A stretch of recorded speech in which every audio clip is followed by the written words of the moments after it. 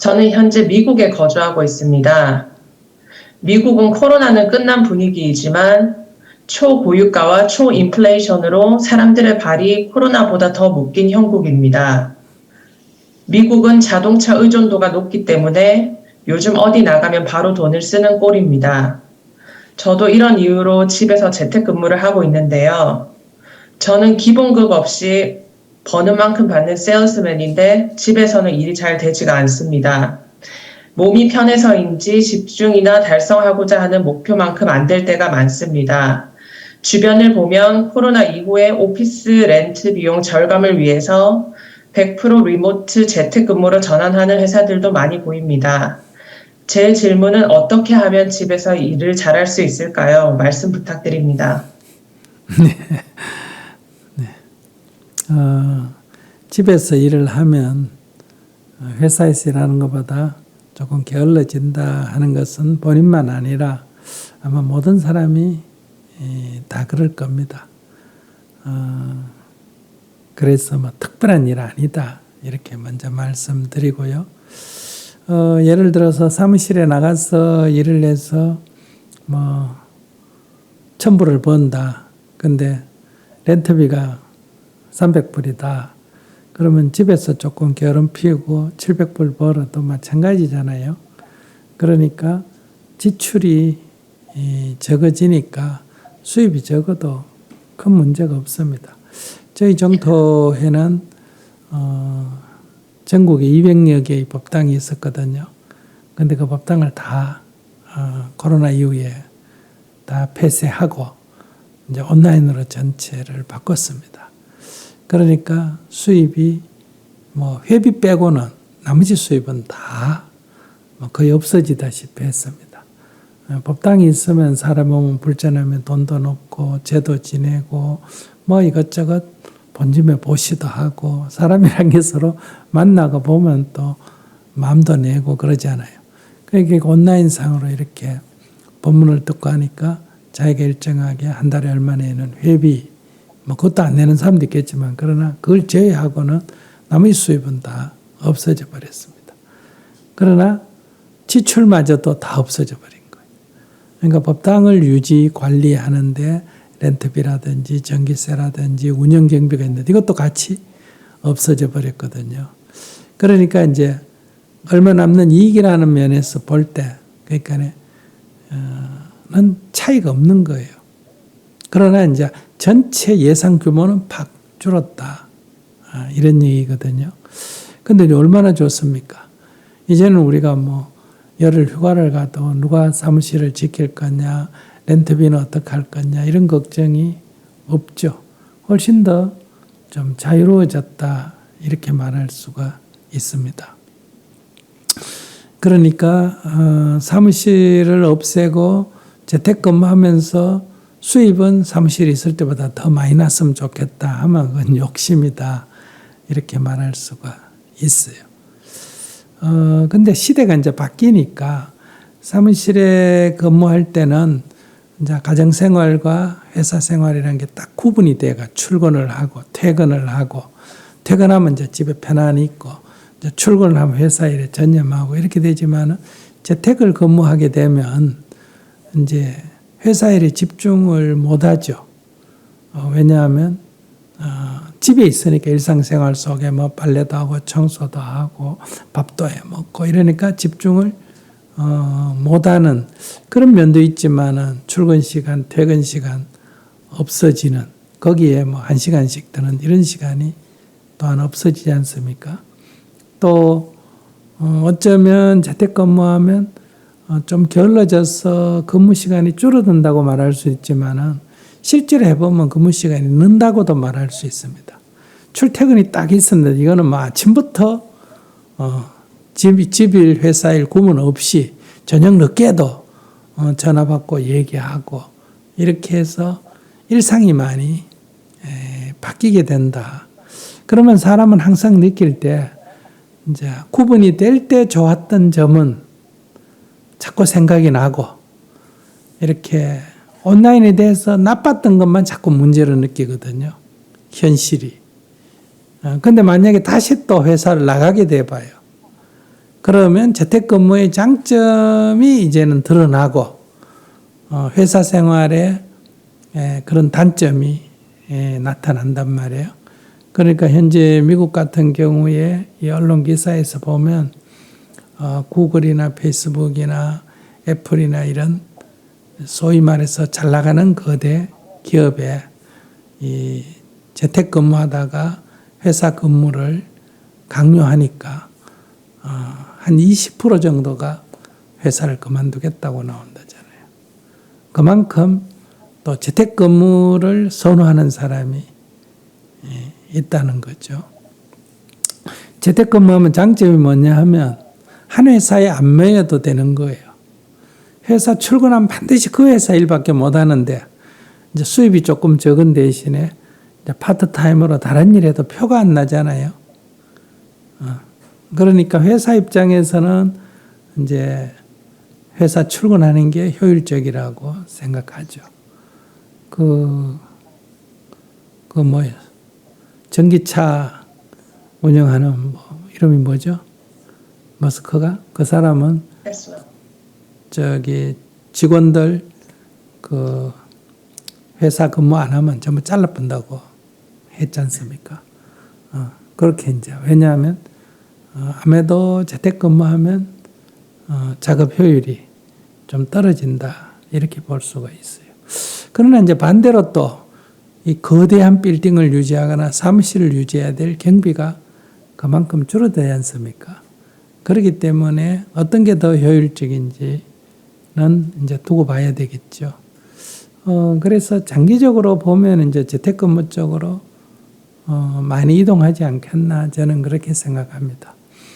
온라인이 점점 더 발달하게 되면요. 그러면 이제 생활 방식이 우리가 과거에는 회사, 집이라는 것은 주거 용도로만 썼잖아요. 그러면 이제 집이 이제 여러 다용도가 되는 거예요. 이제 주거 용도도 되고 회사 사무실 용도도 되고 우리 정토행 같으면 어때요? 절 용도, 법당 용도도 되는 거죠. 이렇게 이제 집이 종합적인 용도가 된다. 그래서 이제 집 안에다가 한 칸은 이제 숙소로 쓰고, 한 칸은 사무실로 쓰고, 한 칸은 법당으로 쓰고, 집이 조금 크면 이렇게 하는 방법도 있고, 방 하나를 가지고도 어때요? 새벽에 일어나서는 법당 용도로 쓰고, 그 다음에는 낮에는 사무실 용도로 쓰고, 이제 저녁 되면 뭐하다? 침실 용도로 쓰고, 이렇게 하나를 가지고 여러 용도로 쓸 수 있으니까 이 공간의 효율성의 면에서는 훨씬 높다 이렇게 말할 수 있어요. 회사란 건 낮에는 근무하지만 그땐 집이 비어 있고 집에 오면 회사 건물은 비어 있고 또 집은 저녁에 사용하잖아요. 그런데 이렇게 하면 다양하게 하나의 공간을 여러 용도로 같이 쓰게 된다.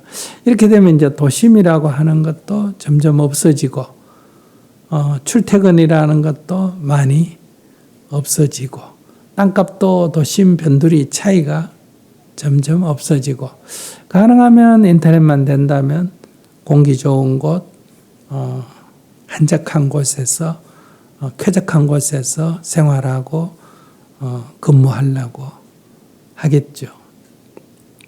그러면 이제 부동산 가격도 어때요? 그에 따라서 많은 변동이 발생할 수밖에 없다. 지금까지 비싸던 게 싸질 수도 있고, 지금까지 싼 게 비싸질 수도 있고, 이제 이런 많은 차이가 생겨나게 된다.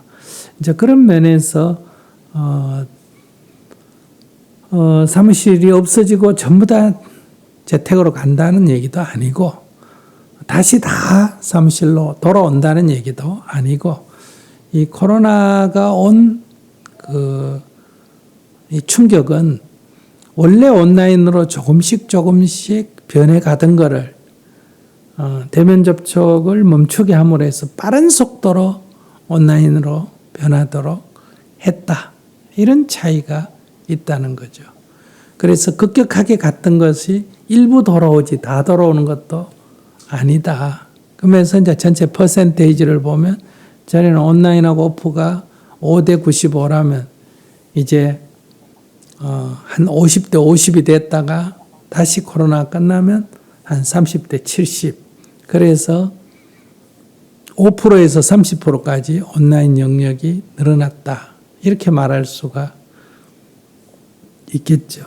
그러니까 이제 단순한 지식, 단순한 기술, 가능하면 이 인공지능이 할 수 있는 이런 일들, 또 온라인으로 가능한 것들은 다 전환을 해갈 수밖에 없다. 그러니까 옛날에는 대형 창고가 필요하고 대형 쇼핑몰이 필요하고 이런 것들이 다 이제 바로 그런 게 필요 없죠. 바로 배달이 되니까. 그러니까 배달하는 영역은 커지고 그 다음에 이제 이런 백화점 같은 거, 쇼핑몰 같은 사업은 축소가 되고 사업이 변한다는 거예요. 역사 속에서 보면 농업이 중심이 되다가 산업화가 되고 산업화는 과정에서도 노동자 중심에서 기계가 나오면서 한때는 노동자들이 일자리 잃었다고 기계 파괴하는 운동, 러디타이 운동이라고 영국에 있었죠. 그러다가 이제 점점 자동화돼 가고 그 다음에 이제 지금 디지털화돼 가고 인공지능 나오고 이러면서 점점 이제 산업 구조, 산업의 방식이 바뀌어가는 거다. 이걸 가지고 자꾸 옛날 생각해서 뭐 지금이 불편하다, 좋다 이렇게 얘기할 게 아니고 그냥 좋은지 나쁜지는 개인의 성향이고 변해가고 있다. 이것만 객관적인 진실이에요. 이 변해가는 거를 좋게 볼 거냐, 이 변해가는 거를 나쁘게 볼 거냐 하는 거는 개인의 문제다. 객관적인 거는 그냥 변해가고 있다. 이것만 객관적 사실이다. 그럼 여기에 변화에 적응을 하는 쪽으로 갈 거냐, 불평불만하면서 갈 거냐, 이제 이런 차이가 있을 수 있겠죠. 그러니까 이제 자기가 선호하는 대로 이제 직업을 선택하면 돼요. 재택근무가 싫다 그러면 사무실 공장에 나가 일해야 되는 생산직은 재택할 수가 없잖아요. 그러면 자기가 사무실 직업이라도 생산직 직업으로 돌려야 되고 또 자기는 재택근무를 선호한다 이렇게 되면 생산에 가진 기술을 가지고 있던 것도 좀 포기하고 사무실 직으로 그러니까 이렇게 자기 직업을 기술을 새로 익혀가 바꿔놓는다든지 이렇게 이제 거기에 적응을 해 나가면 되지 않을까 이렇게 생각하고요. 이런 변화기에는 반드시 어떤 사람은 소득이 늘어나고 어떤 사람은 소득이 줄어들고 이렇게 될 수밖에 없다. 그러니까 농경사회에서는 지주계급, 땅을 많이 가진 사람 소득이 제일 많았죠. 그러나 이제 산업사회가 되면서 땅만 가지고 있다고 해서 특별히 그 소득이 많은 건 아니잖아요. 이제 자본과 기술을 가진 사람들, 소위 자본가가 이제 득세하고 지주계급이 몰락하고 이런 사회적 변화가 일어난다. 지금은 다시 자본과 기술만 갖고 안 되죠. 오히려 지금은 여러 가지 아이디어, 정보 이런 것을 가진 기업이 이제 득세하고 전통적인 기업이 몰락해 가고 있지 않습니까? 그래서 일본 같은 경우는 전통적인 기업이 아주 강했는데 지금 몰락해 가고 있고 미국 안에서도 뭐 포드니 뭐 크라이슬러니 뭐 GM이니 하는 이런 옛날에 그 대기업들이 빠른 속도로 세력을 잃고 뭐 그냥 아이디어 몇 개 가지고 시작한 페이스북이니 뭐 구글이니 이런 게 급격하게 늘어나는 이런 변화가 있다는 거예요. 어떤 게 좋다 나쁘다가 아니고 거기에 자기가 어떻게 대응할 거냐. 수행이라는 거는 어떤 게 좋고 나쁘고 아니라 이런 변화에 자기가 여여하게 대응하는 것을 말한다. 뭐 수입이 적어도 오히려 더 편하다. 이런 좋은 장점이 있잖아요. 그리고 인플레이 아까 얘기했는데 이건 뭐 코로나 시대에 경제가 어렵다고 미국이 정부가 막 달러를 엄청나게 찍어가 막 풀었기 때문에 두 가지 현상. 인플레이는 필연적이다. 이 급격한 인플레이를 막으려면 금리를 올릴 수밖에 없다. 그러니까 돈이 풀려가지고 나가가지고 그게 모이는 데는 어디서 모이냐? 물을 부으면 다 퍼져가지만 웅덩이에 모이듯이 모이는 거는 다 부자한테 모이는 거예요. 이 돈이라는 게. 서민한테 나눠줘도 2번, 3번 교환되면서 어디로 다 모인다? 부자들한테 돈이 모이게 되는 거예요. 그러니까 이제 이 서민들은 빚을 내가 사니까 금리가 오르면 생활이 어려워지죠. 또 물가까지 거기다가 오르니까 지금 이제 물가도 오르고 금리도 오르고. 그러니까 이게 정부하는 사람은 물가를 잡으려니까 금리를 올려야 되고, 또 금리가 올려서 부담된다 하면 다시 물가가 오르고 지금 굉장히 어려운 상태입니다. 대신에 우리가 코로나 때 일 안 하고 공짜로 2년 동안 어쨌든 정부에서 돈은 좀 갖고 많은 사람이 먹고 살았기 때문에 그게 하늘에서 떨어지는 건 아니잖아요. 지금 그 대가를 지불을 할 수밖에 없다. 돈을 풀어가지고 이렇게 줘서 경제가 돌아가면 그냥 돈만 찍어내면 되지 뭐 때문에 경제활동 하겠어요. 그러니까 일시적으로 해결책이고 결국은 지금 우리가 그 부담을 져야 된다. 그래서 인플레이가 돼서 우리의 소득이, 실질 소득이 떨어지고 또 이율이 높아져서 또 이자를 많이 갚아야 되고 부동산 가격이 돈이 많이 풀리니까 올랐던 거 이자가 높으면 부동산 가격이 떨어지니까 이제 거기에 보안해동에서 집 샀던 사람은 거품이 꺼지면서 손해를 봐야 되고 뭐 이런 현상이에요. 그것을 이제 이런 기회에 이 기득권층은 정치 권력을 이용해서 더 이익이 나도록 정책을 변경하는 거 이게 문제죠. 그래서 빈부격차가 점점 더 많이 벌어지는 뭐 이런 것은 이제 우리가 어느 정도 정치적으로 개선해야 되지만은 그러나 국민들은 이런 어떤 구조적으로 문제를 풀기보다는 예를 들면 미국 사회의 여러 가지 빈부격차를 샌더스 같이 어떤 정책적으로 서민을 위한 걸 푸는데 동의하기보다는 트럼프처럼 그거 책임을 남을 탓하고 원망하는데 사람은 감정적으로도 동조하기가 쉽다는 거예요. 인간은 이성적 판단보다는 감정적 대응이 더 쉽기 때문에. 근데 이제 민주정치란 건 좋은 점도 있지만은 어쨌든 뭐 내일 죽을 값에 오늘 국민들이 다수가 지지하면 그런 정책으로 갈 수밖에 없다. 그러니까 모든 정치 지도자는 자기가 있을 때 어쨌든 지지를 받기 위해서 이렇게 정책을 내고 그러면 다음 부작용이 반드시 나타날 수밖에 없는 뭐 이런 형국. 그럼 그 다음 사람은 또 그거 수습만 하면 어때요? 지지율이 떨어지니까 자기도 또 지지율을 확보하기 위해서 또 정책을 내고 이렇게 해서 지금 계속 악순환이 된다. 이것을 우리가 그리스 시대 때 오히려 중후정치라 그랬죠. 민주정치가 잘못되면 중후정치가 된다. 요즘 말하면 포퓰리즘이죠. 이것이 지금 전 세계를 풍미해 가고 있는 중이다. 미국만 그런 게 아니라 한국도 지금 그것이 더 강화되고 있는 이런 형국입니다.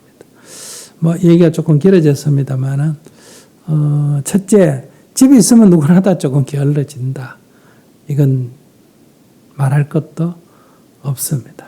저도 선방이라는 데 딱 나가 앉아 있을 때 참선을 더 많이 할까, 내 숙소에 앉아 있으면서 참선을 더 할까, 하루 종일 있다 그러면. 그거는 어떤 일이든지 그거는 생활 공간에 있으면 자꾸 자질구레한데 신경을 써서 일에 집중을 못하는 거고, 또 일하는 곳에 나가면 어쩔 수 없이 또 일을 하게 되는 거고, 그게 인간이에요. 그래서 그건 뭐 특별한 대응책이 없고 조금 적응이 되고 생활 공간이 곧 일 공간으로 일치하게 되면 농부가 농사 짓듯이 이제 그렇게 되면 이제 조금 적응 1, 2년 적응하면 이제 뭐 자기가 좀 게으르면 수입을 좀 적게 받든지 자기가 수입이 좀 필요하면 생활 공간에서라도 조금 더 부지런히 일하든지 그건 자동 조절이 됩니다. 그래서 너무 걱정 안 하셔도 된다. 지금 조금 게으름을 피우는 거는 아직도 굶을 일은 없다. 아직 있는 것 같고 먹고 살만 하니까 그러지. 일단은 냉장고 열어보니 물건이 없고 빵도 없고 뭐 쌀통에 살도 없고 이렇게 되면 저절로 부지런하게 돼요. 그래서 그건 너무 걱정할 필요가 없다. 이런 말씀 드립니다. 감사합니다. 네. 저는 지구 환경을 생각하면 좋다고 생각합니다. 뭐 유가가 오르는 것은 우리 생활상에 매우 불편하기는 하지만은 그러나 이 에너지 값이 많이 올라야 우리가 에너지 소모를 줄일 수 있고 에너지 소모를 줄여야 기후위기에 대응이 될 수가 있다. 그리고 이동도 적게 하고. 그래서 항상 장단점이 있습니다. 그리고 우리가 재택을 근무하게 되면 공간을 효율적으로 사용할 수 있다는 것, 이동 거리를 줄일 수 있다는 것, 이런 면에서 좀 이제 건강은 좀 해칠 수가 있습니다. 운동 부족이 일어난다든지 이런 면이 있고 또 좋은 점은 사치가 많이 줄어들 수가 있습니다. 외출을 하고 뭘 가야 뭐 화장도 하고 옷도 갈아입고 이런데 뭐 집에서 사무실에서 자기 집에서 일하는데 뭐 화장할 일이 뭐가 있고 마스크 끼고 있는데 뭐 화장하면 뭐예요? 얼굴 가려 보이지도 않는데 마스크 끼고 다니는데 뭐 귀걸이 하면 누가 알아줍니까? 그렇기 때문에 이런 사치품 같은 것도 줄어들 수 있고 여러 가지 어떤 변화가 오는데 지금은 아직 금방이니까 잠시 참았다가 원래대로 돌아가는 형국이지만은 한 10년, 20년 지나서 오늘을 평가하면 우리 사회가 큰 어떤 가치관의 변화, 생활상의 변화를 가져오는 어떤 계기가 됐다. 이렇게 볼 수가 있습니다. 네, 스님. 재택이 안 돼서 좀 자책하고 있었는데, 스님이 자연스러운 일이다 해주셔서 좀 마음이 편해졌고, 재택의 장점에 대해서 다시 생각해 볼 수 있어서 긍정적으로 지금 출발이다 하고 다시 해보려고 합니다. 감사합니다. 네.